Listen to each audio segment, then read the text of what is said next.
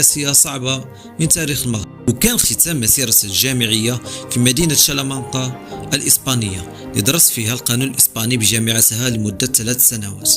وعلى غرار والده عين سنة 1913 قاضيا، ثم رقي سنة 1914 إلى منصب قاضي القضاة بدهر الشريف وبأمر من المقيم العام الإسباني عن سن 32 سنة، وتبوأ بذلك أرفع درجة في سلك القضاء الخاص بالساكنة المسلمة لمدينة مليلية، والشهر بحكمته وعدله وثقافته. نقدروا نقولوا أنه حتى لهذه اللحظة كل شيء كان عادي، لكن بعد الأحداث اللي شهدتها